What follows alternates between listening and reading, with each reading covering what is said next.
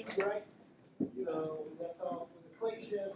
We talked about that, what equation was. So now we're going to be getting upper GI bleeds that are specific to esophageal etiology. Yes, sir. I thought it was on there. How about that? Better? No. Hello? It helps if I turn the power on. Oh yeah. Now? Oh yeah. All right, here we go, back in business. So, as I mentioned, we're going to talk about the esophagus and GI bleeds specific to esophagus etiologies. Then we're going to start moving into stomach. And so, we hit GI bleeds, upper GI bleeds yesterday, so some of this we should be able to rapidly fire through because we touched on it. Just a little bit more information on esophageal etiologies of GI bleeds. So, varices. Important, you'll see it on every board, I promise you. Portal hypertension. So you want to know that portal hypertension is linked to the dilation of the veins in the esophagus. You can get a massive upper GI bleed from esophageal varices. So if you see a patient with cirrhosis that has portal hypertension, that fluid wave, all in the gut, all those things that go with portal hypertension and cirrhosis, and they have an upper GI bleed, start thinking esophageal varices. High mortality rate. Emergent treatment, just like any upper GI bleed, we discussed what do you do first? Sick, not sick, dying, not dying, stabilizing. When we start talking about what studies we're going to do, look at the blood pressure, look at the pulse.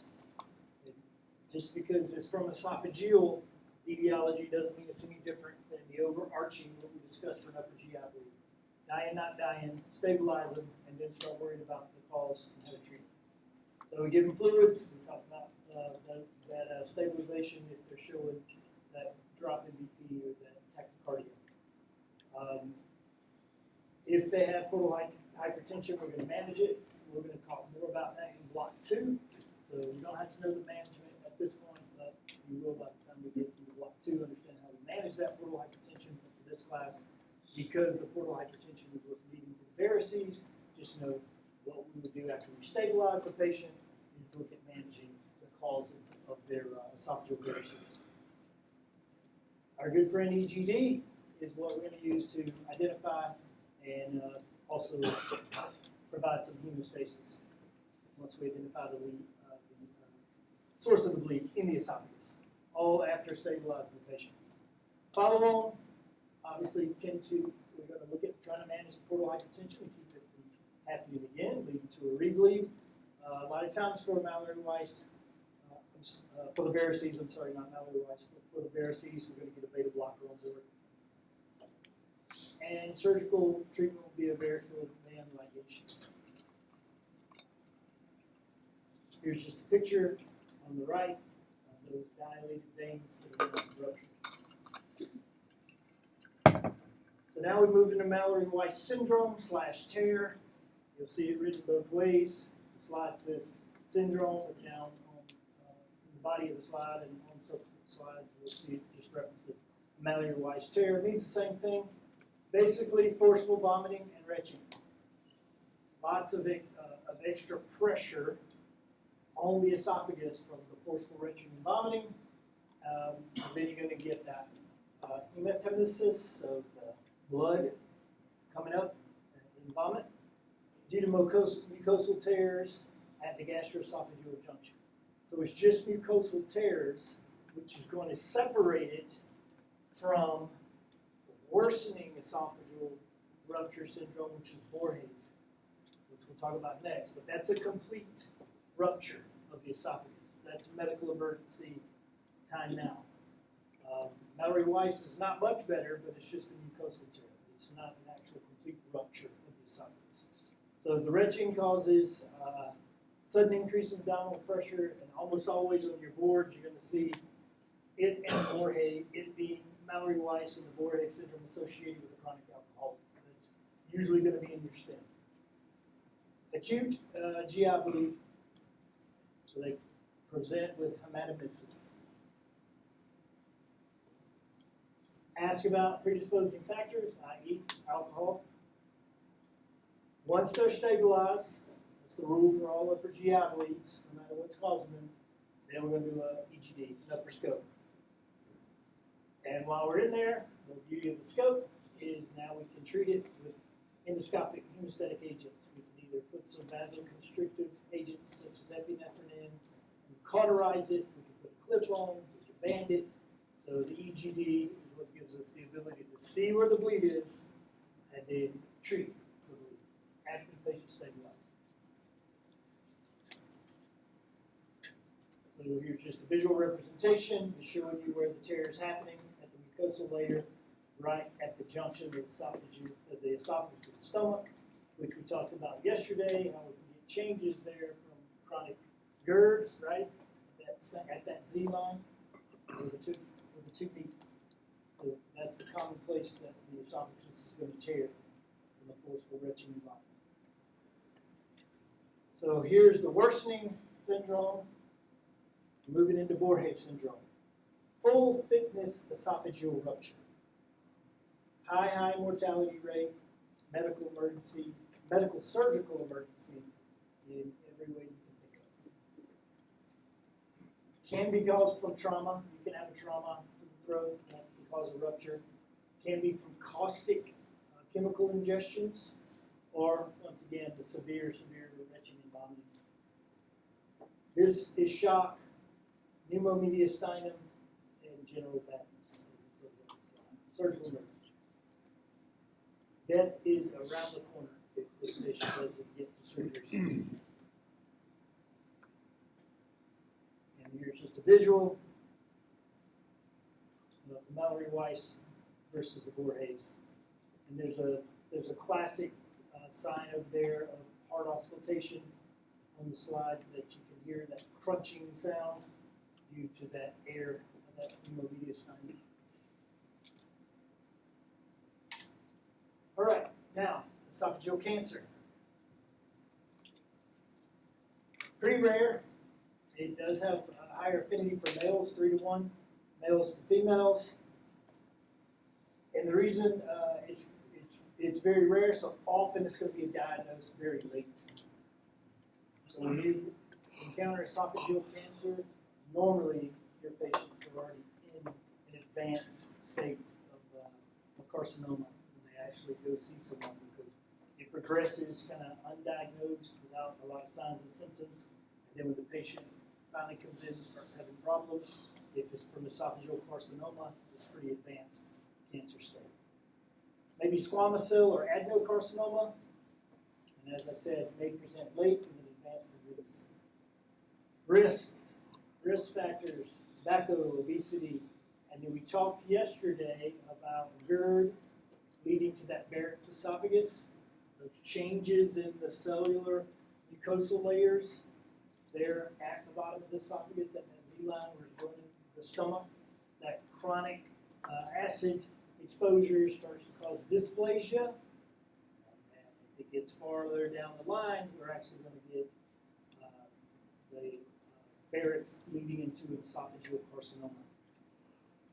So risk factors, tobacco, obesity, and that long-term GERD, which becomes Barrett's, which can lead to adenocarcinoma. Classic symptoms, progressive difficulty swallowing, so progressive dysphagia, also the pain with swallowing, idonophagia, and then your patient's losing weight. Kind of think about any tumorous disease process or cancer process, unintentional weight loss is always there. But for esophageal cancer, they have both forms of swallowing issues. Difficult doing it and pain when they swallow. Significant unexplained weight loss is always going to make you think, hey, is there cancer here, especially in the older population. You can have body aches and pains if, like I mentioned, our patient doesn't get diagnosed till late, so we might have some metastatic carcinoma happening from adenocarcinoma in the esophagus. And when they start having metastatic pains, i.e. in the bones or body aches throughout the body, that is very late stage. No specific lab findings but we are still going to get our normal workup as we would with any GI bleed, or any kind of chronic dyspepsia, or any issue causing blood loss. So CBC, usually pretty normal. How are we going to diagnose it? EGD again, right? Why? Because you're going to need to take that tissue sample when you do the upper endoscopy and send it to a lab, and someone smarter than all of us is going to look at it and say, yep, adenocarcinoma. 5-year survival rate less than 20%. Key take home there is the only way you can diagnose it is if you get a piece of tissue. You got to have an EGD with biopsy to establish that diagnosis. And there's a picture of those visual learners of an adenocarcinoma. The esophagus right there at the Z line, that junction between the stomach and the lower esophagus. So the treatment is going to depend on the staging. Obviously, they're going to be referred to an oncologist. Surgery, chemotherapy, radiotherapy.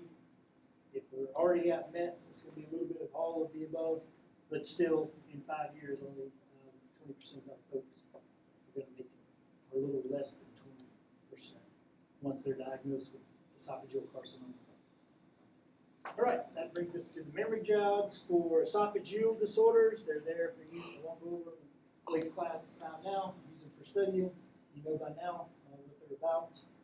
And just an admin note, the 1, 2, 3 or 4 lectures, how many of them we finished already or already posted on your card for the 3 or 4, maybe 5 check-on learnings. And then today we'll get esophagus put on there, probably this evening. I've got some more stuff, some more academic stuff after you guys, so probably like 1800, 1900, we'll see them pop up for all the lectures we get through the day, which hopefully is this one and 1.5. All right, I'm going to switch over to the next topic.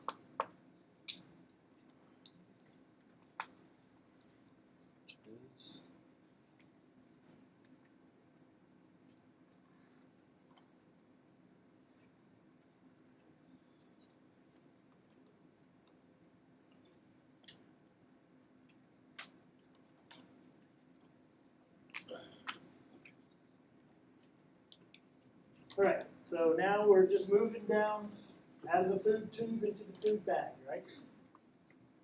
Now we're moving into the stomach and then the upper portion of the small intestine, the duodenum. So the major things we're going to look at for pathology are going to be acid secretion, which we've been discussing at length in all these lectures. Mucosal protection will come into play here. Infections, and then structural abnormalities, and then motility disorders, which we briefly hit on yesterday. Learning objectives, you can review on your own time. We're going to hit hiatal hernias, gastropathy and gastritis, and talk about the difference between gastropathy and gastritis. Zoller-Ellison syndrome, PUD, peptic ulcer disease, gastroparesis, stomach's not emptying its contents, cancer of the stomach, and then pyloric stenosis in infants to finish things up. We won't get too much into the A and B. Like I told you, there is some review, and you probably still have access to your old A and B slides if you need them to re-familiarize yourself with the stomach. If you need that, there's also in your card there's a review for A and B. And here we're just looking more at the cells in the stomach. Should be a review for everyone. We'll highlight some conditions that this comes into play. So we're going to start with hiatal hernias. Very common. Hiatal hernia is very, very common. They'll bring patients in, you'll see them. Usually a portion of the stomach herniates through the esophageal hiatus of the diaphragm into the thoracic cavity, right? Top of the stomach, up through the diaphragm, now it's in the thoracic cavity, when it's supposed to be below the diaphragm and in the abdominal cavity. And there's 2 main types.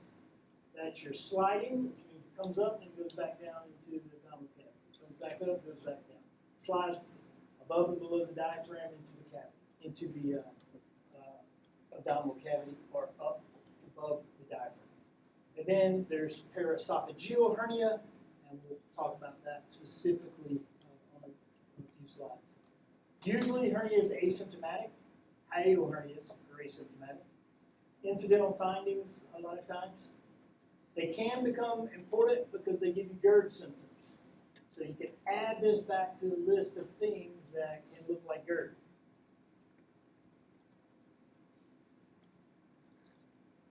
So often when you're looking at the signs and symptoms that are presenting for the hernias, the hiatal hernias, is GERD-like symptoms.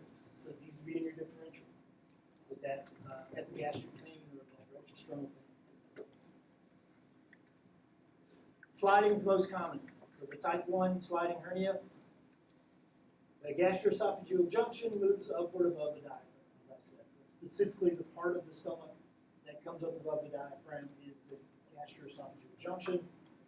Stomach itself pretty much stays where it's supposed to be, down the abdominal cavity. But your lower esophageal sphincter is displaced into the thoracic cavity. So why does that matter? That matters because in the thoracic cavity, you got different pressures than you do in the abdominal cavity, right? Because our lungs are expanding and contracting in the thoracic cavity. So there's negative pressure in the thoracic cavity. So what's going to happen is your LES is going to be weak in the negative pressure environment. So what does that mean? Just like we talked about yesterday, once that sphincter starts relaxing, since it's not, since it's weaker in that negative cavity of the thoracic, or negative pressure of the thoracic cavity, well, now the LES is staying open. Therefore, you're going to get those GERD symptoms because the acid is allowed to reflux back up in. So that's the reason that that junction and the LES being up into the thoracic cavity, that it has GERD symptoms. So the paraesophageal hernias, less common but more dangerous. These are more dangerous than the sliders. So here, the gastroesophageal junction is going to remain normal, in the normal location, but the gastric fundus goes all the way up through the diaphragm, right beside the esophagus, so next to the esophagus. This is a true hernia, and you'll have a hernia sac, right? Because the fundus is up above the diaphragm, not just the LES and the upper, lower portion of the esophagus and upper portion of the stomach sliding up above, below the diaphragm. This is a true hernia with fundus up above the diaphragm. So what can happen? Well, if now you have a diaphragm and a big portion of the stomach, like the fundus up above it, you can get strangulation of the stomach itself. Of the you get gastric strangulation. So blood flow can start to be impeded because that diaphragm is now pressing down on the large portion of the stomach. And so your paraesophageal hernias are your surgical hernias. These are the ones that we're going to have to surgically repair and get the stomach back down where it's supposed to be.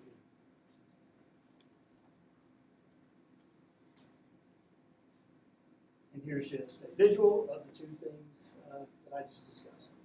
If you're a visual learner, you can see here the difference between the slider and the paraesophageal.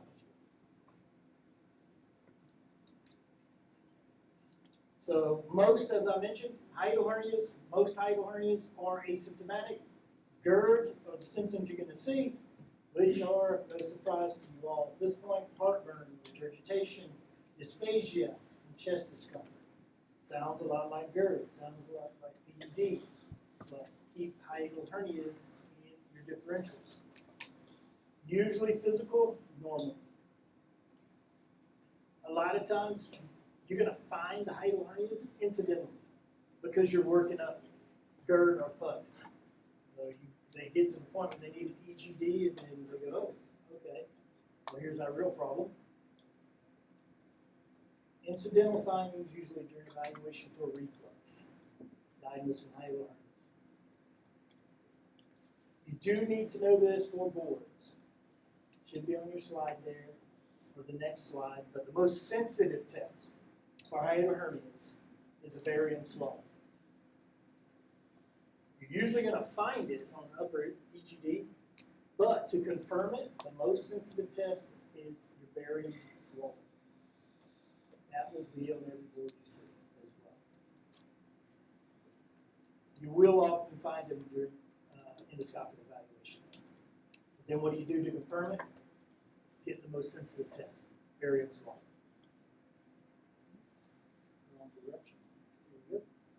So, that's all you need to know about the hiatal hernias and the two types. Now we're moving into gastropathy and gastritis. What are they? So, a lot of folks get it confused. So the difference is histological. It's a histological difference between gastropathy or gastritis. Gastropathy being mucosal injury, no inflammation. There's no itis. Itis equals inflammation. Gastropathy, there's no itis. So there is no inflammation. It's a mucosal injury only. Easy to pick it up if you know what the suffixes mean, right? So the gastritis includes inflammation. So you can have an injury there as well, but now add the inflammation and we tack on the itis suffix. So why does that matter? It's because the underlying mechanism for gastropathy and gastritis are different. And we need to know what the mechanism is so we can treat it appropriately. Gastropathy, usually by chemical or physical injury, direct chemical or physical injury. And then gastritis, infection or autoimmune. That makes sense why it has inflammation. Once again, gastropathy, chemical or physical direct injury, gastritis, infection, or autoimmune. So that means exogenous irritants for gastropathy. The big one, you've heard about it in all of pharmacy and anywhere we talk about NSAIDs affecting the gut, right? NSAIDs is your big player for gastropathy. Also alcohol, physical stress, and portal hypertension, just like esophageal varices. And then the gastritis is inflammatory, like H. pylori, a lot like our GERD, right? Autoimmune, inflammatory disorders, or infections. How do we know what's what? EGD with biopsy. You got to get a piece of the tissue to differentiate it, so a lab can differentiate it.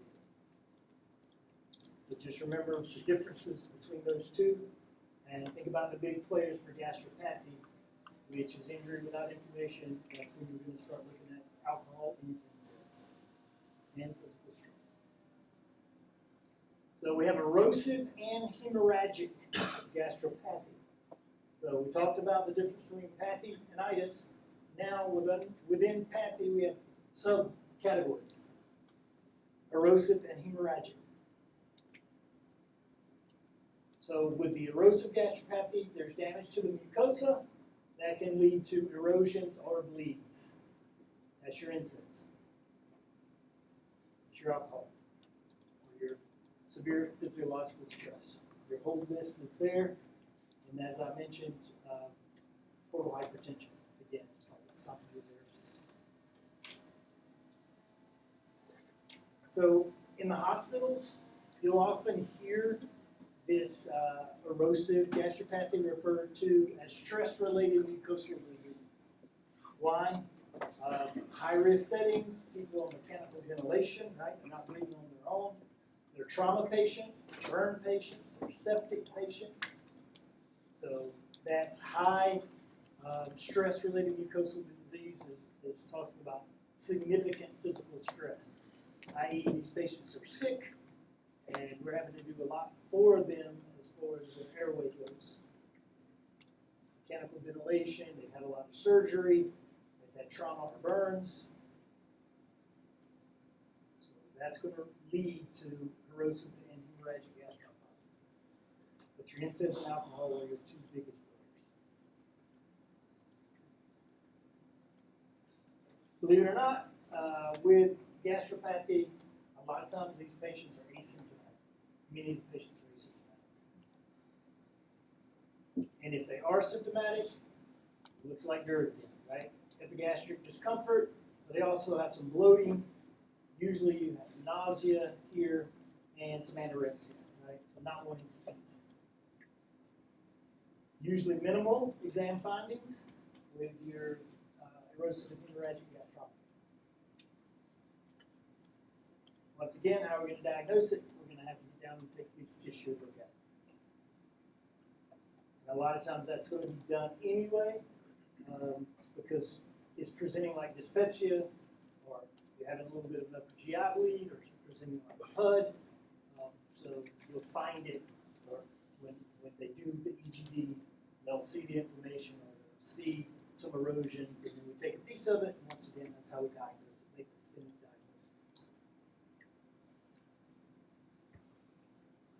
diagnosis. So we're going to talk specifically about NSAID gastropathy.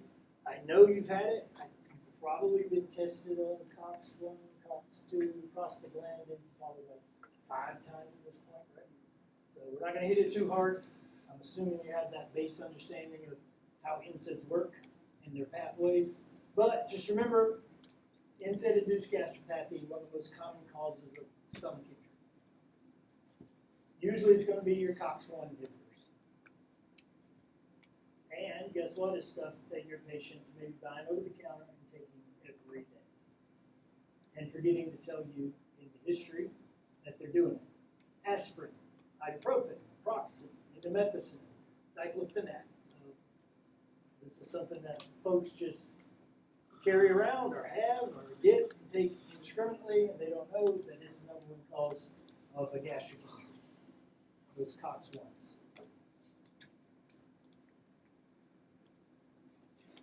So what do? Remember that they interfere with prostaglandins.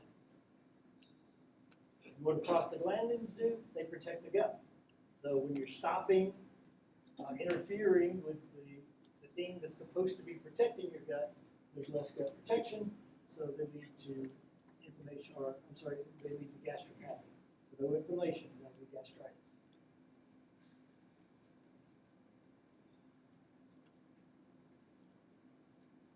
So we'll talk just briefly about prostaglandins. They're lipid mediators, right, derived from arachidonic acid. You had all this in microbiochem.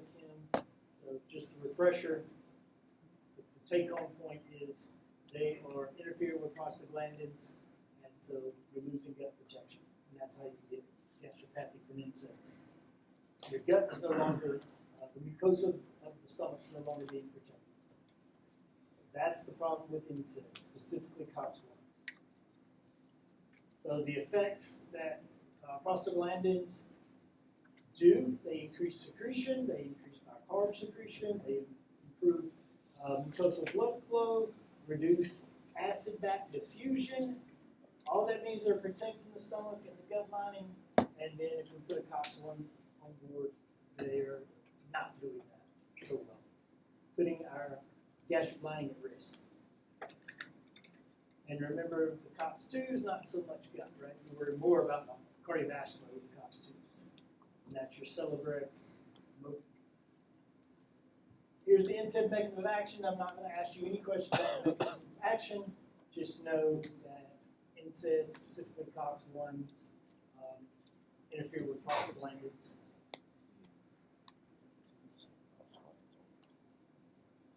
If your gut is no longer protected, specifically your stomach, what happens? There's acid there. What happens when you expose that organ, inside of that organ to more acid? Erosions and ulcers, gastric ulcers, or gastric erosions. There's a chart, if you want to read it, you've been tested on this before, so it should just be a quick reading.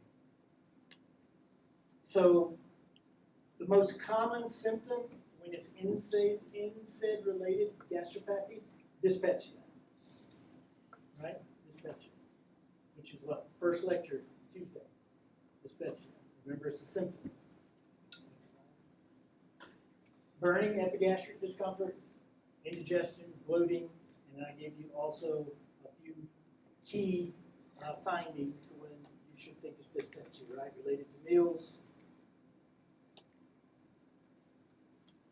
A lot of times patients are not going to have any symptoms of dyspepsia until we start getting some complications from the NSAIDs, like a GI bleed or an upper GI bleed.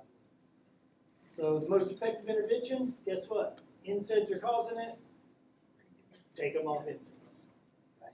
NSAIDs are causing it, take them off NSAIDs. If possible, you may not be able to, right? You may not be able to. You can reduce the dose. You can also switch them to what other type of COX inhibitor? 2. So if the one's doing it, because that's the one that damages the gut more, switch it to a COX-2. If possible, lower the dose of the one if you can't, and when you start them on COX-2, start them on the low dose. And we have some gastric protective medications, right? PPIs.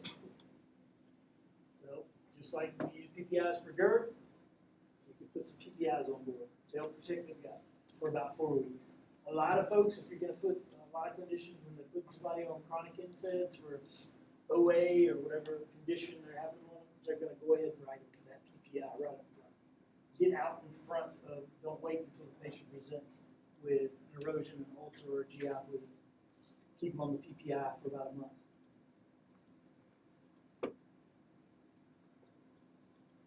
We can also use sucralfate and misoprostol. Should be familiar to you from last semester or last semester form. So what is misoprostol? Prostaglandin analog that helps restore mucosal protection. Right? COX-1s are messing with prostaglandins. They're not functioning right because on a COX-1, well, we can put on misoprostol because it's a prostaglandin-like medication. It's an analog to prostaglandins, and now we got a mucosal protection back. Remember, alarm system, our symptoms of gastropathy, what are we going to do? What study is in the stomach? So we're going down, up, or up, down? Or up, down. Up, down. Upper endoscopy. And those alarm features, right there at the bottom, right? Severe pain, unintentional weight loss, evidence of a GI bleed. The story keeps repeating itself for anything that can lead to injury of the GI tract or any type of bleed. We have to worry about our alarm features, whether we do an endoscope, a colonoscopy, or both, right? If we're worried about the tumor. So severe abdominal pain, unintentional weight loss, evidence of a GI bleed, or that iron deficiency anemia, which means they might have an occult bleed, right? That patient doesn't know about, we don't know about. We do a CBC, we've got iron deficiency anemia, microcytic anemia.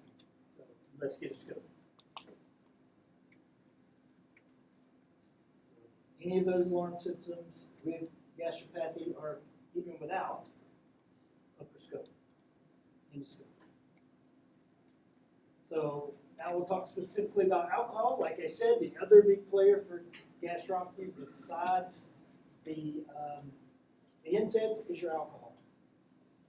It causes direct gastric mucosal injury because ethanol has a direct toxic effect on the epithelial cells of the stomach. Those gastric epithelial cells are directly affected by ethanol. Impairs gastric motility, so you can get delayed gastric emptying. Food things are hanging more in the stomach because you're not pushing the food through. Because of alcohol on board, you got delayed emptying of the stomach. So what happens there is, since you're not emptying, and there's food sources in there or liquid sources, then you put alcohol in, that can cause direct irritation. Well, if you're not emptying the stomach, besides the food and any other thing that you took in orally, the alcohol you just took in now is hanging around longer in the stomach too. So it's directly affecting the mucosal cells for longer because the stomach's not empty. Delayed emptying means prolonged exposure to the toxin, ethanol. What are they going to present like? Well, just like dyspepsia, just like PUD, just like our GERD, just like we talked about from NSAID, gastropathy, dyspepsia, nausea, vomiting, You may see more vomiting of blood with alcoholic gastropathy. So you may have some occasional anamnesis.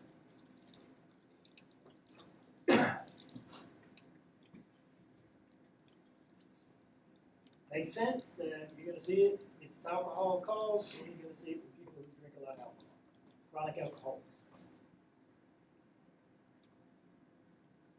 There's your signs and symptoms again: dyspepsia, nausea, vomiting with minor hematesis. It's not going to be a huge volume of blood like you'll see with your esophageal varices or your Mallory Weiss or your Gordy.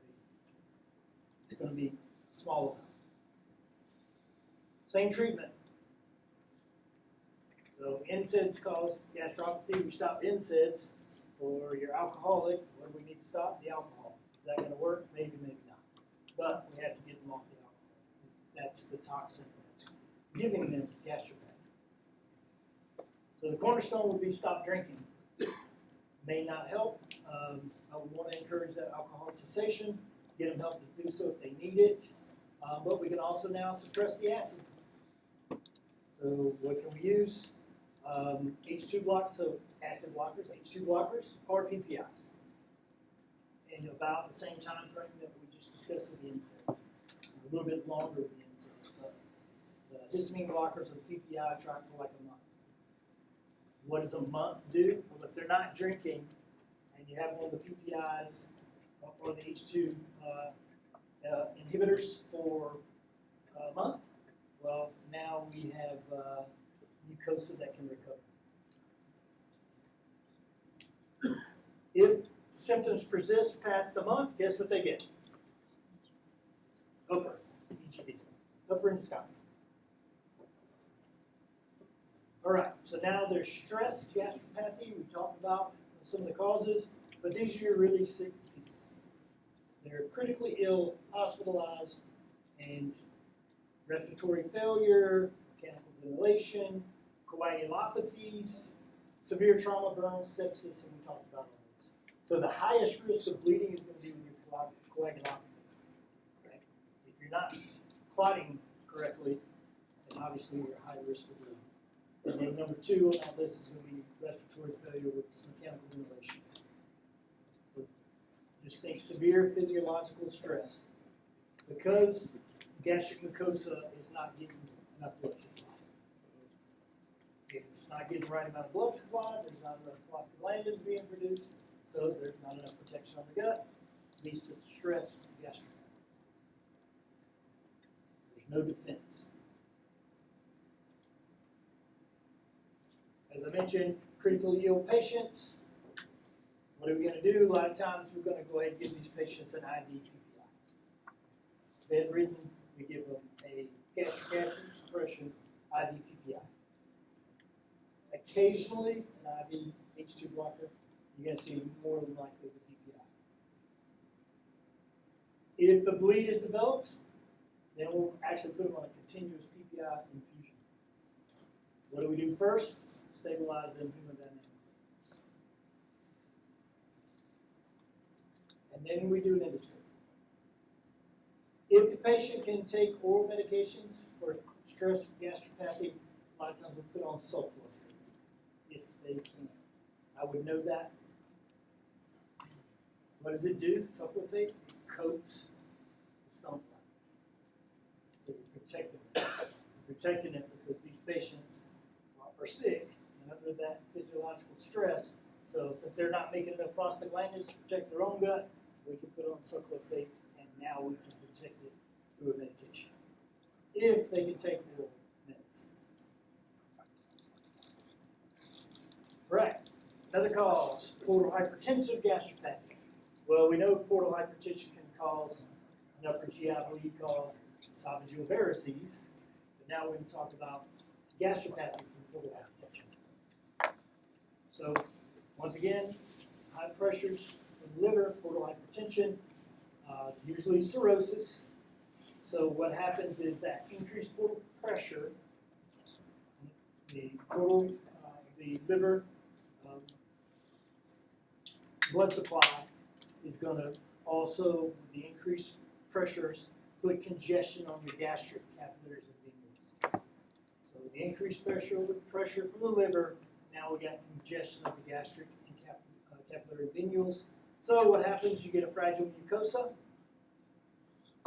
and you can develop a chronic slow GI bleed, which can lead to iron deficiency anemia if it's on board for a while, or if that's happening for a while, to where that gastric mucosa, capillaries, and venules are congested, and you can actually get an acute hemorrhage as well. What do? Reduce the portal pressure. What's causing it? Reduce that. Right. Like I said, we'll talk in other lectures more in depth about how we treat portal hypertension. First line treatment, propranolol or nadolol, beta blockers, non-selective. You need to know those two. What will they do?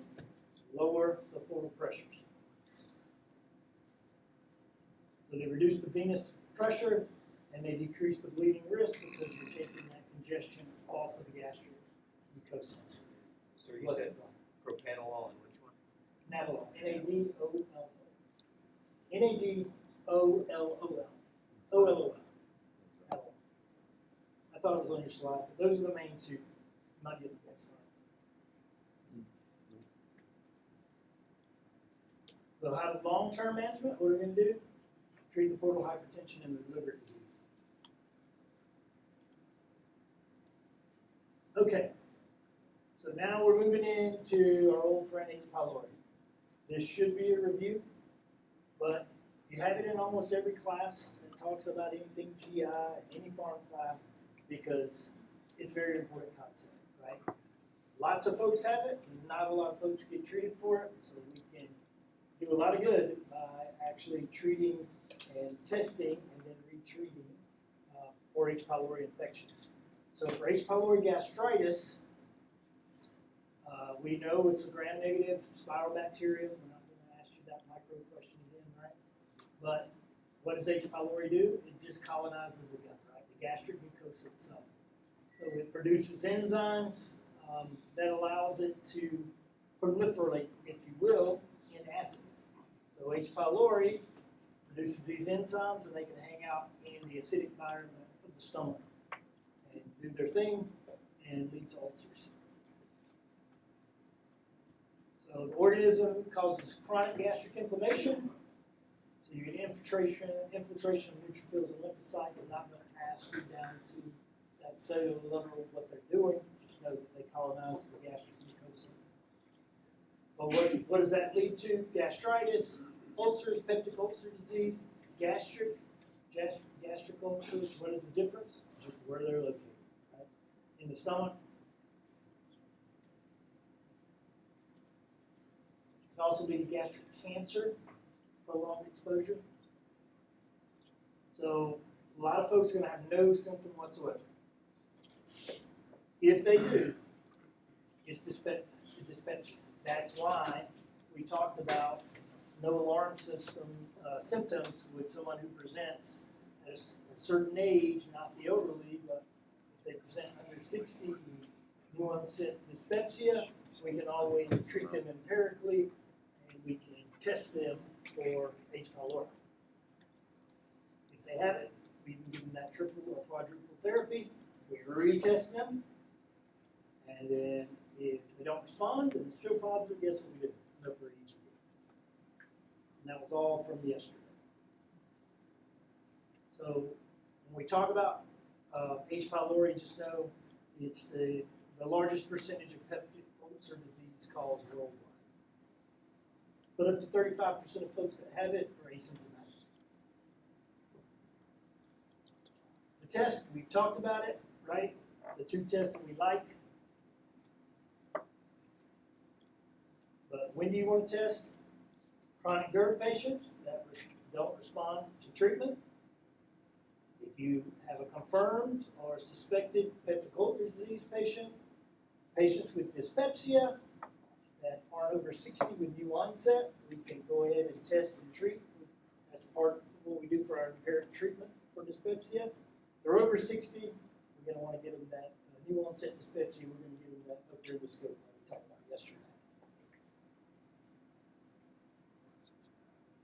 fecal antigen and the urea blood test. Like we said yesterday, those are the ones we want to use. Very specific, very sensitive. Serology, not so much, kind of out of favor. We avoid it. It's not even really done in a lot of places anymore. And then when do we get an endoscope? Alarm system, symptoms. Like every slide deck we talked about, oh, those alarm symptoms are going to lead you to imaging and a scope, either up, down, or down.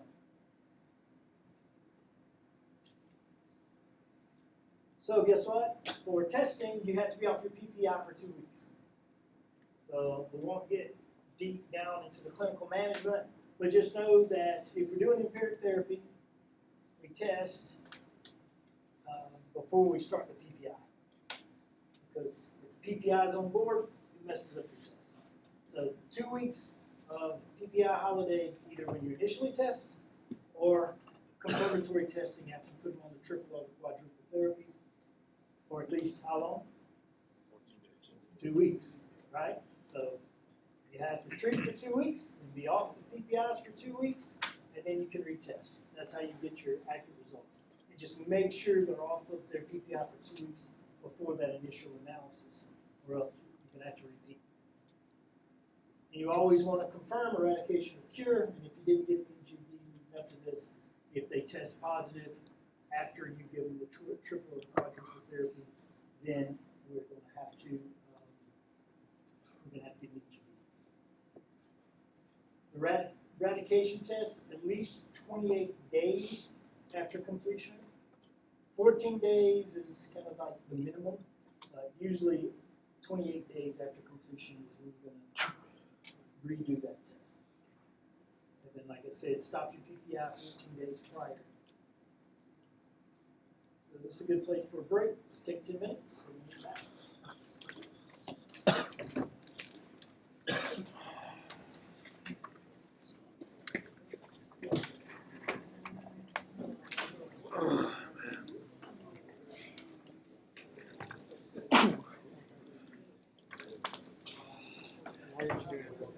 I have a bunch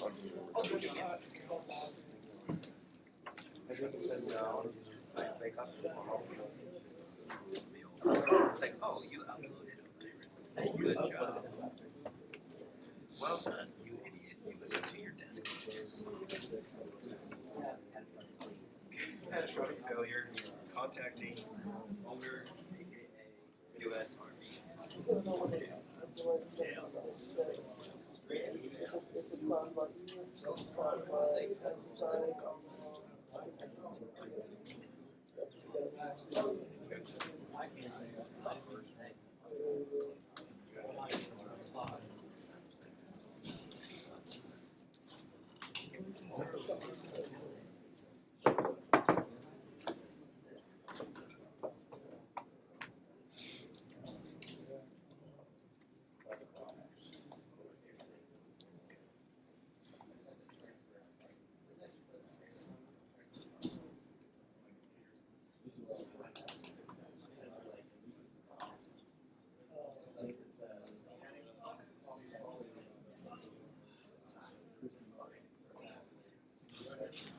How about the snowman fire?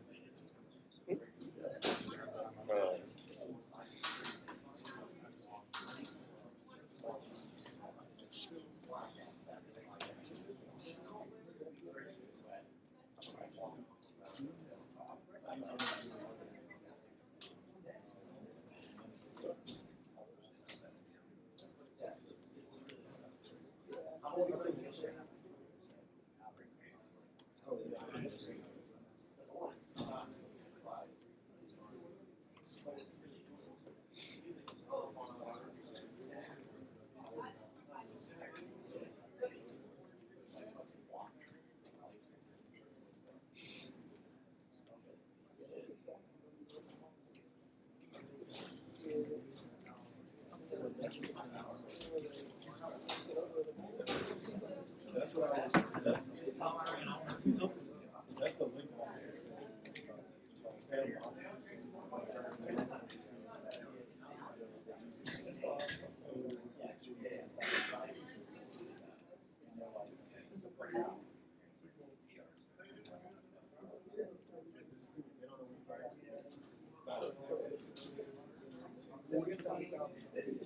She's definitely Paul.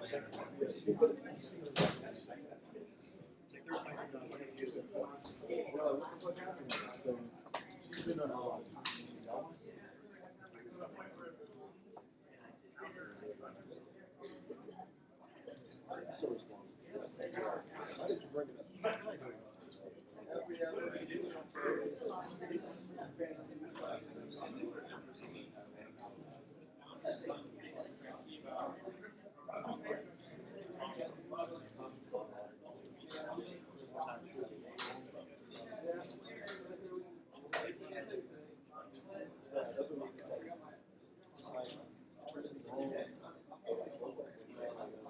Standing in front of the machine is that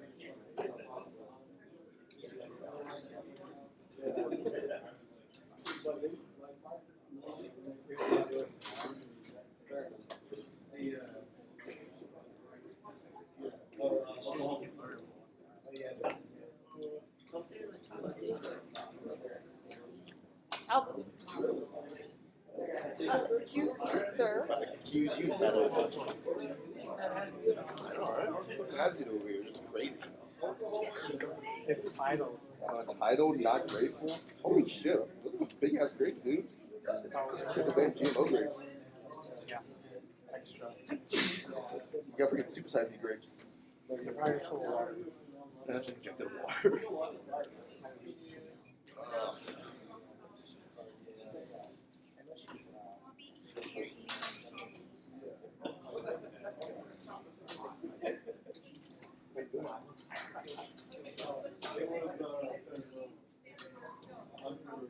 How many backpacks do you have? You have a backpack and a backpack? Backpack for the backpack. How do you carry two backpacks? That was yours. How do you carry two backpacks? What, two backpacks? That's a backpack. That is not a backpack. This is a little carrier.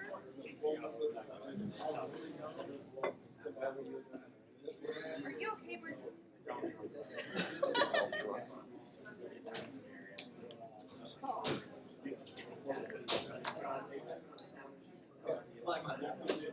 You need martinis? I don't think I've ever tried it. What? I like what people do, not that old man. You wanna try it? They're like, oh. Why not? They're great. These are not so good, but it's okay. I'll try one. I usually eat this skin, but this one's so thick. So you don't eat the skin? I usually do, but this one's like really thick. Should I not? You could. No, you can. It's my first time. The only battle time I've ever eaten a pea is in a free zone. It has great nutrients in skin, you know? Yeah, look how I eat it. The skin or the skin? You can feel it. Yeah, but that's messy.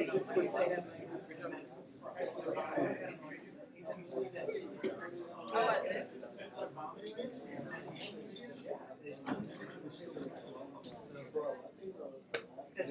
Maybe do it too bad, but the shade is good. It tastes like how it's supposed to. I imagine it tastes.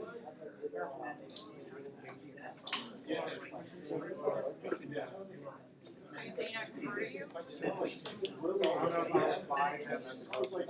I prefer to you. You're welcome.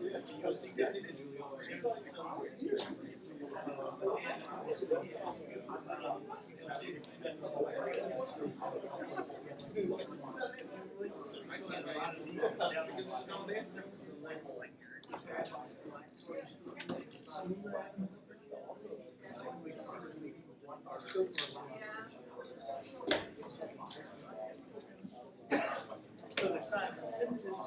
You can't stand there.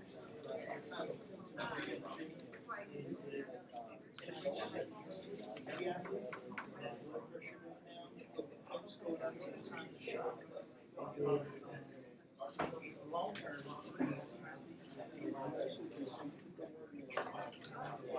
But really look at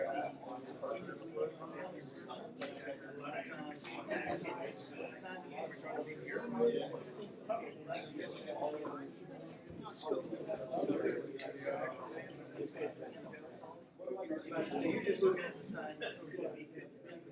Unless it's.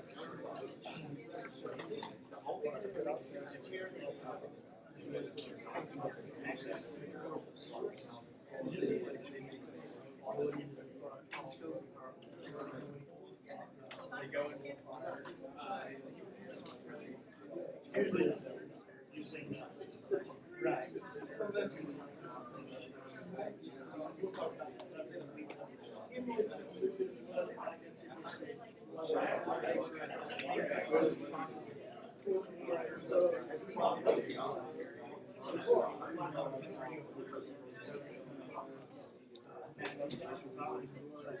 Oh, now you want to go back again? Oh, come on. He's like the troll under the bridge. Get it, answer my little three.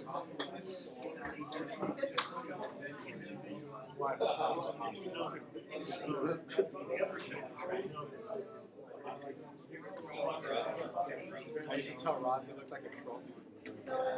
Dude, he has that stature. All shoulder, neck, and nose. Nothing. Straight trap. Not just a walking trap. No neck. He's still there. He was retired. I don't know what he was going on in his life. It was a long, I don't know. I was like, you know, I'm not. There was like every time he'd be out or whatever, he'd be talking shit about his wife. About how he had her tolerance. She doesn't want to do with him.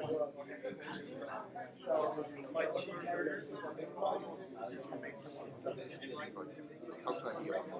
His name was like Major League. Like actual major? She was pharmacy about it. Oh. He read her while she was at school and he was in the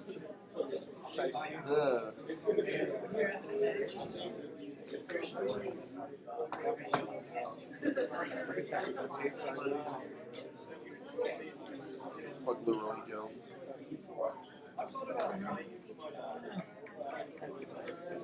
So for that, Dr. Pepper's.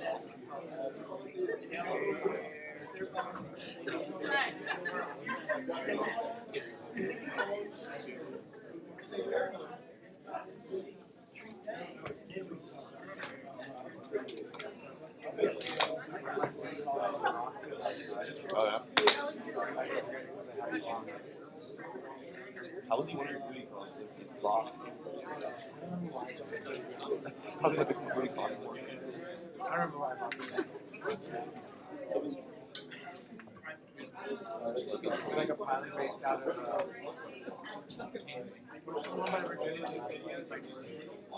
Adams. Oh, Reagan? Oh, wow. BWI. I flew out of it too. It's really nice. Yeah, I'd rather be there than DUI. I don't like it so much. I like the drive to BWI. Has those fucking conics on tracks. Those things are weird.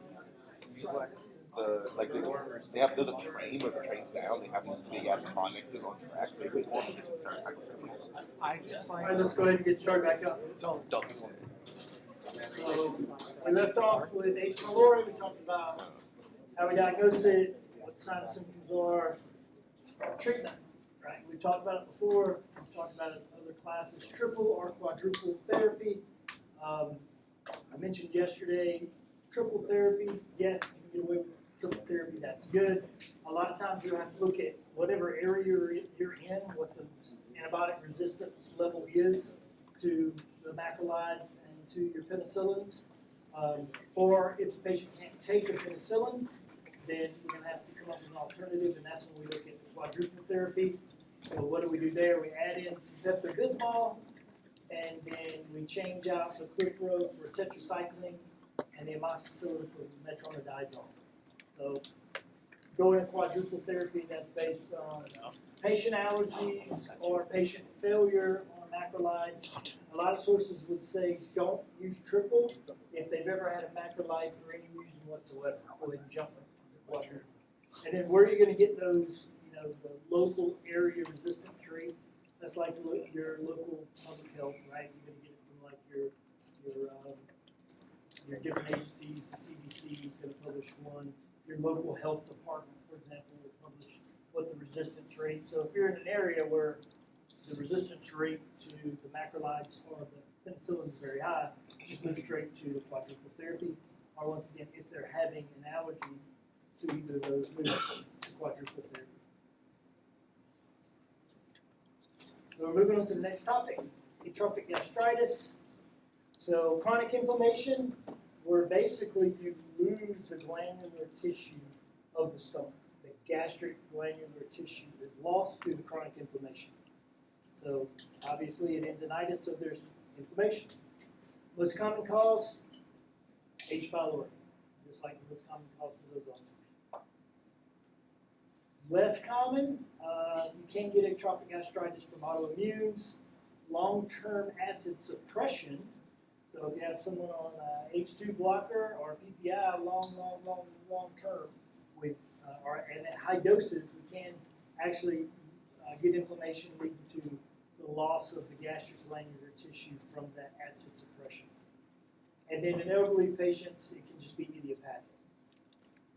But atrophic gastritis or loss of those cells is a precursor to cancer. So that's why it's an important condition. Gastric cancer. It can increase the risk of gastric cancer. Like I said, the PPI use, it's rare, but it can happen. Usually it's H.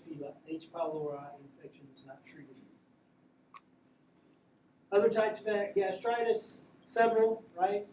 Autoimmune, associated with pernicious anemia. In this case, antibodies will attack the parietal cells. So what happens there? You get low intrinsic factor, you get vitamin B12 deficiency. And I just bring them up for you to know that there's other causes. I'm not going to ask you these causes of gastritis, but other causes could be infectious, eosinophilic, and mid-Traer disease, which is hypertrophic gastric folds, not gastric. Just know that they exist in the world, but there are other causes besides just your H. pylori.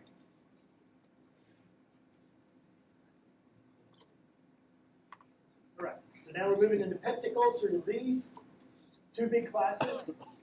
Peptic ulcer disease can be either gastric, so in the stomach, or it can be duodenal, right, the top of the small intestine. And then there's certain pathognomonic ways that we can differentiate the normal presentation of the stomach ulcers, the gastric ulcers, versus the small intestine / duodenal ulcers. So what happens? How do we get a peptic ulcer? There's a defect in the gastric or the duodenal mucosa, basically. So mucosal defenses are down or overwhelmed in an area of the stomach or the small intestine. And the two major causes, H. pylori and NSAIDs. Vast majority of your ulcers, peptic ulcer disease as a whole, is going to be H. pylori and NSAIDs. So big two you need to think about. Peptic ulcer is a highly prevalent condition worldwide, peptic ulcer disease. But it's also highly treatable. Right? There's things that we can do to treat these ulcers. Duodenal ulcers actually been going down worldwide, but the gastric ulcers are remaining very common. Mainly because gastrics are caused by NSAIDs, and the duodenal ulcers are caused by H. pylori. Both can do each, but I think everyone's getting on board on treating the H. pylori, so that's why those duodenal ulcers are going down in incidence. But since the NSAIDs are the big cause of our gastric ones remain the same or increasing as our population ages, more of them are NSAIDs, and more of our aging population are getting gastric ulcers. And that's why your duodenal ulcers, younger patients, broken down by age, right? Gastric ulcer, older patients. Not always, but general rule, 55 to 70, older patients. is going to be your gastric ulcer patients, and duodenal ulcer is going to be your younger patients. Boards test this breakdown. So those are 2 age brackets for PUD that I would like.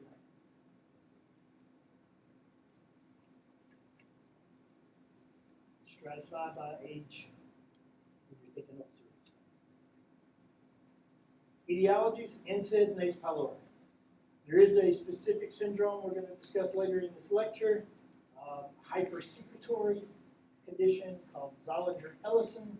Not as prevalent, it's pretty rare, but it's still in the differential. Main causes of peptic ulcer, NSAIDs and H. pylori. There's some other players, and they're listed there for you. Cytomegalovirus infection, Crohn's, lymphoma, chronic systemic illnesses. So a few other players, but not as big on the list as the top 2 for ulcers. Symptoms, most common, dyspepsia, just like the first lecture. Epigastric pain, described as gnawing, burning. Sometimes it's described as hunger-like discomfort. Just like we talked about your age stratification, timing of the meals and how the patient has experienced ulcer pain is important. Gastric ulcers, almost immediately when they start eating, get worse. Why? Because as food gets into the stomach releases acid, so it's going to make their gastric ulcer worse. So almost immediately in our elderly patients, first, secondly, we differentiate it in that folks that are having pain worsened or almost immediately worsened with eating, we think gastric. Duodenal ulcers tend to cause pain a few hours, 2 to 4 hours later, after eating. May improve with food, but not as likely to, like a gastric ulcer. And both of these patients are going to report sometimes that taking an antacid helps. If it's something other than an ulcer, you probably wouldn't get much help from taking the antacid. So that's a clue if it does get better with the antacid, but it might be peptic ulcer disease. 70% almost asymptomatic. They don't come in until they get perf or they have a GI bleed often. So remember the age group stratification, the difference between gastric and duodenal, and then also the timing of their symptoms with food. If you narrow down what type of ulcer we're looking at. And basically, that's the big take-home point. Differentiate them, and why? I just told you why, based on the acid being reduced in the wind.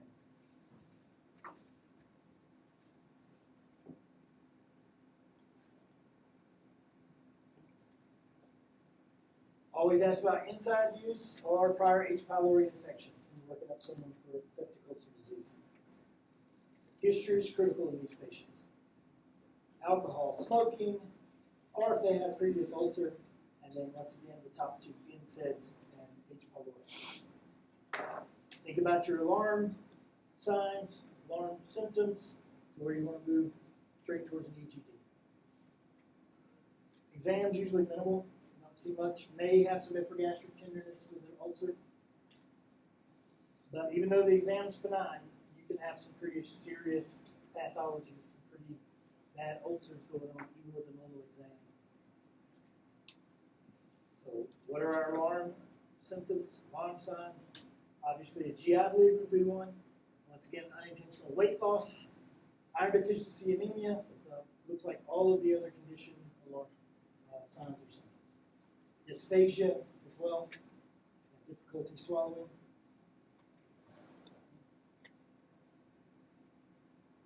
Back to where I was. All right. So, as I mentioned, like in all the blocks that we talked about or all the lectures we've done, alarm systems or alarm symptoms or signs, go to an EGD, upper endoscopy. So, the workup could get some anemia on the CBC if they're long-standing ulcers. Do a fecal occult blood test to see if they have an occult bleed. pylori testing. If we go to endoscope and they see a peptic ulcer disease, then they're going to have to take a sample, right? Or take a biopsy. Because the EGD is what's going to definitively establish the diagnosis. So if you're suspecting PUD, you kind of ruled out dyspepsia, GERD, you're starting to think this is an ulcer disease, get the PUD. Get the endoscopy for suspecting PUD or the alarm symptoms or signs. Test for H. pylori, since it looks like a lot like GERD. Why we want to get to the endoscopy? Because we can directly see it with an endoscopy if we have an ulcer, and we can obtain those biopsies, so we can histologically say, yes, this is peptic ulcer disease. And there's just a picture of a couple of the nasty ulcers. So NSAIDs use causing PUD, stop the NSAID, first step.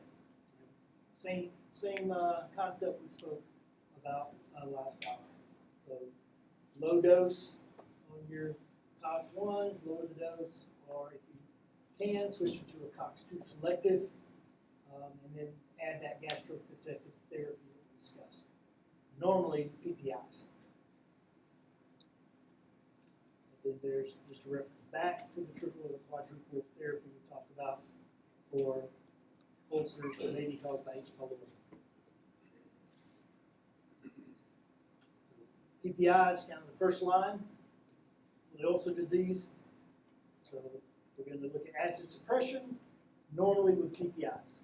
Secondly, we're going to look at those mucosal protection, and I mentioned sulfophate and the ciprostol in the last lecture. So sulfophate, protective barrier, so basically protecting the mucosa of the GI tract, and then the misoprostol is a prostaglandin analog. So it restores the normal mucosal defense mechanism. So the ciprostol is going to give you prostaglandin-like protection activity, and the sulfophate is just a protective coating. Viscous protection. PPIs first, and then consider the mucosal defense for PUD. Lifestyle changes, have them eating meals regularly at regular intervals, don't smoke, don't drink, get off the NSAIDs if we can. Smoking particularly delays also healing, and it increases recurrence rates. Complications, these are the big ones. So upper GI bleed, number one complication of either of the two different types of PUD.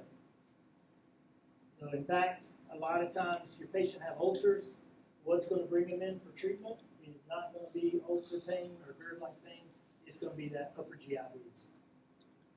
So vomiting blood, metanesis, or melena. Like we talked about the gustatory stools, because it's bleeding, but it's not coming up in their vomitus out of their mouth, it's passing through the GI tract, so this black tory stool is called melena. Now we start worrying that they've got upper GI bleed. Versus a lower GI, if it's very large volume, now you're going to start to actually have bright red blood per rectum. But if you're vomiting blood or show the melena, we start looking at PUD complications. How do we treat it? Endoscopy, hemostasis, just like I talked about in the last lecture. So we look at it, we find it, and then we stop the bleeding through one of those measures we discussed. Put some vasoconstriction on there, put a band on there, close it up, whatever it requires. Second complication, worse, right? Now we have a perforation completely. The ulcer, it goes through either the full stomach wall, not just damaging the mucosa now. Now we're going through the stomach, or we're actually going through the duodenal wall. So what happens then? All that bad acid gets into your peritoneal cavity, and that is bad stuff. Chemical peritonitis. Sudden, severe abdominal pain. Rigid apnea. Abdominal guarding. And what you're gonna see on a plain film x-ray is always gonna say free air under the diaphragm. It's kind of your test clue. If it's sudden onset, patient has ulcers or ulcer-like symptoms, and then they have sudden onset of acute, sudden abdominal pain, rigid abdomen, a hot gut, right, and a lot of guarding, and then you get plain film and says there's free air under the under the diaphragm. What's that called? Pneumoperitoneum. So you hear that term in X-ray, right? Pneumoperitoneum. Free air in the diaphragm. So if you have that, then we start worrying about it being an ulcer perforation complication from having underlying peptic ulcer disease. And there's just an example of the X-ray showing that this X-ray will not be able to test. Reserve that for your X-ray classes. So once we have ulcer perforation, interestingly, it sounds very bad, right? The chemical peritonitis. Almost half of these patients will seal spontaneously. That perforation will actually close up on its own due to adhered omentum. But they still have to go into the hospital and be monitored. Given fluids, nasogastric suction, IV PPIs, and antibiotics. Surgery is required if it doesn't spontaneously close. If you're not one of the lucky 40%ers, then you get surgery. If there's still free abdominal air, or if you get continued peritonitis, or the patient is chronic. The patient is continuing to deteriorate. Even though they seal spontaneously, and about half the folks, or 40% of the folks, get them into the hospital, get them admitted, fluids, suction them, and get them on an IV PPI. If you have the free abdominal air or peritonitis worsening, or the patient start to crump worse, then we're going to do a surgical repair. So ulcer penetration, different from perforation. So in a penetration, the ulcer is going to erode through the wall of the bowel, but it's not going to spill the contents into the peritoneal cavity. So not quite as, it still goes through the wall, but it doesn't empty the contents of the gut into the peritoneal cavity. Instead, it goes to nearby organs, pancreas, liver, and biliary tree. Classic stem, all the boards, that pain is going to radiate to their back. Specifically once the pancreas is involved with ulcer penetration. So the ulcer penetrates through the bowel wall, but without free perforation or leakage of the luminal contents into the cavity, peritoneal cavity. It penetrates into the pancreas, into another organ, pancreas, liver, biliary tree. So your patient has normal symptoms for their peptic ulcer disease, and now it's suddenly changed. It just got a lot worse, more frequent, more intense, and now it's radiating to my back, and there's no changes with that acids, and there's no relief with eating food. So pain now is worse, radiating to the back. It's changed. Start worrying about a penetration of their ulcer. Yet another ulcer complication, gastric outlet obstruction. So basically you get some chronic edema of that pylorus or the duodenal bulb, and you feel full early. You have postprandial vomiting, is your board statement. Undigested food contents are coming up. And weight loss, because you're not digesting your food.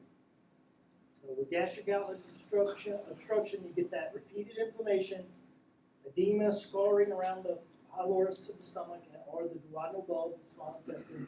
So you can get obstruction, and so what happens is your stomach's not emptying. So they're going to feel satiety early, persistent vomiting of undigested food. I would know that. In relation to a complication from peptic ulcer is gastric outlet obstruction. That vomiting will contain undigested food, and then how are we going to treat this? Well, you do an endoscopy And like when we had strictures and eclasia, we got to open it up, right? We got to dilate.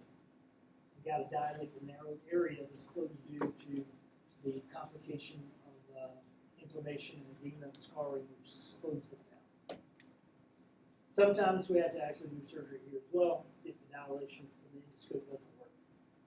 So know your symptoms and know that peptic ulcer disease can lead to gastric outlet and what it looks like when the patient presents. Okay, now we're on the Zollinger-Ellison syndrome. So rare, but hugely important because this is a tumor that secretes gastrin. It's a gastrin-secreting tumor, and we call that tumor a gastrinoma. Easy to remember, a gastrinoma, a tumor, gastrin, secretes gastrin. So gastrinomas secrete gastrin. Well, if you have a tumor that's secreting gastrin, which is what's made by the stomach, now we have a whole bunch of it. Guess what you get? A whole bunch of ulcers. Bad ulcers. So you get severe peptic ulcer disease. It's a tumor that's secreting stomach acid. So you're going to get a lot of peptic ulcer diseases. So hypergastrinemia, what's that mean? The gastrin is going up in your blood and you be tested and say, hey, look at all this gastrin. Let's start thinking about Zollinger-Ellison. 80% of them are within the gastrinoma triangle. That's the porta hepatis, the pancreatic neck, the third portion of the duodenum. I'm a visual person, so there it is. 80% of your gastrinomas are happening right there in the gastrinoma triangle. Tumors can occur in the pancreas, duodenum, or the nearby lymph nodes, but 80% are right here. So Zollinger-Ellison is very associated with a condition called multiple endocrine neoplasia type 1, MIN1. So if patients have MIN1, they get tumors. Parathyroid gland tumors, pituitary gland tumors, and pancreatic neuroendocrine cells, and gastrinomas. And when it's gastrinomas, we call it Zollinger-Ellison.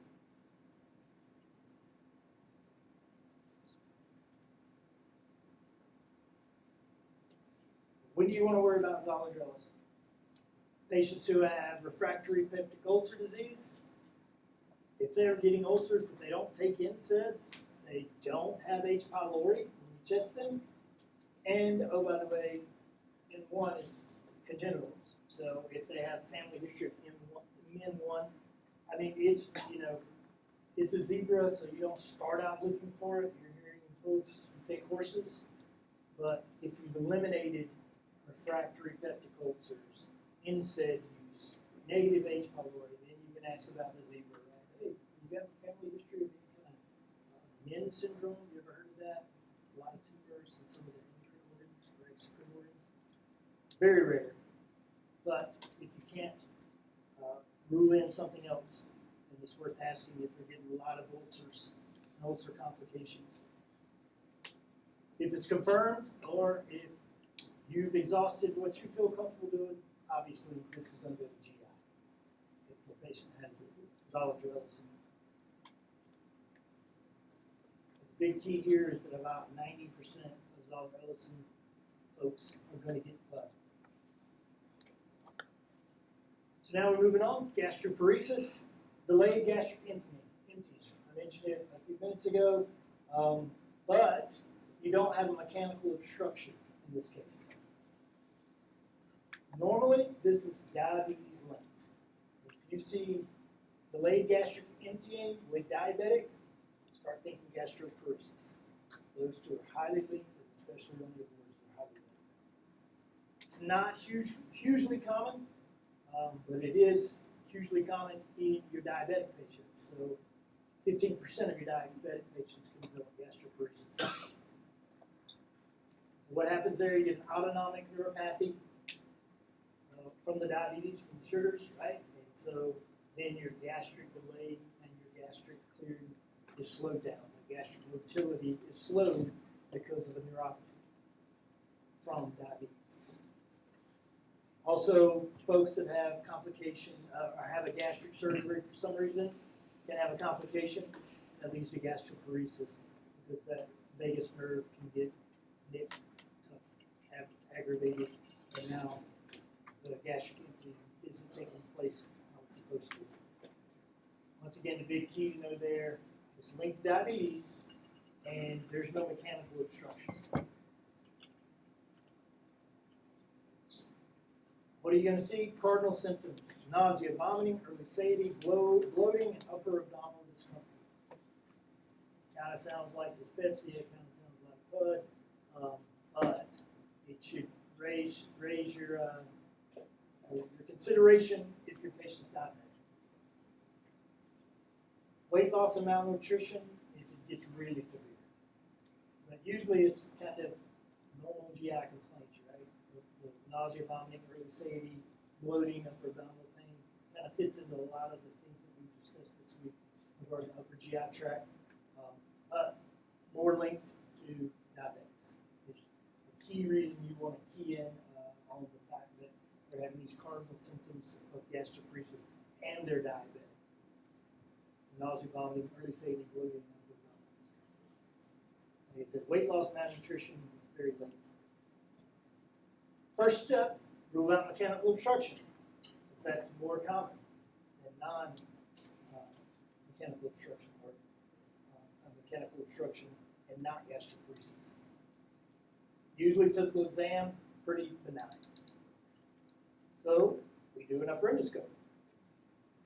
If we rule out an obstruction with an endoscope, then we can order some gastric emptying studies to talk about the mobility of the gastric mucosa, emptying of the stomach. And those mobility studies can confirm delayed gastric motility, but that's going to be coming from GI probably. You're not going to be looking at gastric emptying studies on your own. Probably you suspect it. Send them to GI, rule out mechanical obstruction, get it with an EGD, and then send them to GI if you're worried about gastroparesis. They have the cardinal signs and they're diabetic. So how is it treated? First, dietary. Small, frequent meals. Avoid high fats. Avoid carbonated beverages. The key is, if it's closely linked to diabetics, is their glycemic control. Right? Tight glycemic control in your diabetic patients will stave off gastroparesis. There's a few medicines. I've already mentioned one, methylclopyramide can stimulate gastric mobility, domperidone, and erythromycin. First line, if you know any of them, is methylclopyramide. Prokinetic medication, methylclopyramide, Reglan, right? So it's prokinetic, and for gastroparesis, it can be used as a first line. What do we worry about with methylclopyramide and Reglan? Anybody remember? Well, we have whoever said EPS, yes. Extrapyramidal symptoms. Right? Remember that muscle twitching, jaw tightening, the unintentional shakes. So methylclopyramide carries that risk of extrapyramidal side effects, but it can be used first line for gastroparesis. Now we're going to gastric cancer, gastric adenocarcinoma. Incidence has declined in the U.S. It's one of the most common cancers worldwide, though. So the U.S. it's gone down a bit, but gastric adenocarcinoma is very prevalent worldwide. About 22,000 cases a year in the U.S., but way more common in Eastern Asia, Eastern Europe, and South America, and it's men slightly more than women.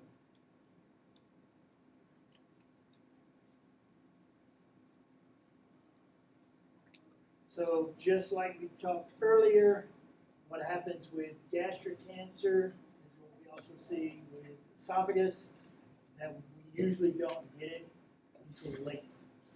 meaning it's not usually found till late, because a lot of times gastric cancer, like esophageal cancer, once again, it's adenocarcinoma. Patients can be asymptomatic until they're in very advanced stages. What symptoms may they have? New onset dyspepsia. That's why we discussed new onset dyspepsia. You're over 60, you get an immediate EGD, not pass go. Early satiety, another one of those symptoms for dyspepsia. Unintentional weight loss. So the same old alarm signs, symptoms, and worries that we get with anything in the GI tract. Persistent vomiting or GI bleeding. Older patients, new dyspepsia, gastric cancer has to be considered. That's why we're moving on to the EGD population. Physical exam, often minimal, as I mentioned, but metastatic disease is where we usually pick it up. And Virchow's node, enlarged left supraclavicular lymph node, and a Sister Mary Joseph nodule, periumbilical metastatic lesion. Know those two classic signs of metastatic disease or gastro adenocarcinoma. I'm going to show you a picture of them, and you probably won't forget it once you see it, but no Virchow's node and no Sister Mary Joseph nodule. Classic signs of metastatic gastric adenocarcinoma. So, left supraclavicular on the top left there, that left node, everybody sees that hopefully. It's got the positive arrow sign, so that's where you should be looking. And then you see the lesion there at the umbilicus. So remember those two. Sister Mary Joseph nodule and Virchow's node. Continuing with gastric adenocarcinoma, upper endoscopy with biopsy. Shocker. That's how we diagnose it. You got to get a histological sample. I'm sure you're expecting something else. Once again, for cancer, we got to do the endoscope. We got to take a sample and look at it. We can, if you start seeing Virchow's nodes and Sister Mary Joseph's, then obviously that's METS, and that's where the oncology and radiology are going to work together to do fancy tests like the PET scans and those kind of things. So if you see one of those signs of metastatic adenocarcinoma, that is, pick up the phone, get your consult to oncology now, and they'll start working them up for all the other, they'll get the endoscopy, they'll diagnose it, stage it, and then decide what that oncology treatment plan is going to look like. But endoscopy confirms diagnosis. And like I said, oncology is going to start thinking about a CT scan of the PET. Treatment, as you imagine, pretty intense. Surgery, chemotherapy, radiotherapy, combination of all of the above, especially if you have those metastatic signs. Very poor prognosis, 5-year rate, 28%. Like I said, because usually we don't get this diagnosis until it's late, because it's asymptomatic, until it starts spreading throughout the body. All right, moving to a different process, gastric lymphoma. That arises from MALT tissue, which is mucosa-associated lymphoid tissue. Chronic H. pylori infection plays a role. Early MALT lymphoma can sometimes regress if you treat H. pylori. So diagnosing and treating H. pylori can bring about a lot of goodness. So the primary tumors arise from MALT, mucosa-associated lymphoid tissue associated with chronic H. pylori infection is a gastric lymphoma. Presentation, diagnosis, treatment, just like adenocarcinoma. You're not treating it. You're giving it off to an oncologist in most cases. Carcinoid tumors, carcinoid syndrome, neuroendocrine tumors can come up in the GI tract. You can also get them in the lungs. They can secrete a large amount of hormones, such as serotonin, and so the patient can get carcinoid syndrome. So carcinoid tumors or neuroendocrine tumors coming up in the digestive tract are the lungs, and then you get a constellation of symptoms, which is a syndrome, and it's usually various humoral factors. So just need you to know that you can get carcinoid tumors, which are neuroendocrine tumors starting out in the GI tract of the lungs. You need to know the existence in this world, and that's about as much as you'll need to know for this test or for the board. Symptoms, if you're ever asked on boards, this is what it will be, the symptoms. Flushing, diarrhea, abdominal cramping. And the flushing is usually the face, the neck, and the upper chest. Lasts about 30 minutes. So continuous flushing starts suddenly, lasts up to 30 minutes on your face, your neck, your upper chest. Patients will say they have a burning sensation when they get the flushing. You can also get some venous telangiectasis, so those little spider veins in the face, on the upper chest, or the neck. And then they get this watery, non-bloody diarrhea with abdominal cramp. So with carcinoid syndrome, you do need to know those symptoms to say, hey, carcinoid syndrome presents like this. It's caused by some tumors that arise in the GI tract. But what does it look like, and what do we need to be worried about if we have telangiectasis and these cutaneous flushing events and this watery, non-bloody diarrhea? And what it looks like is there.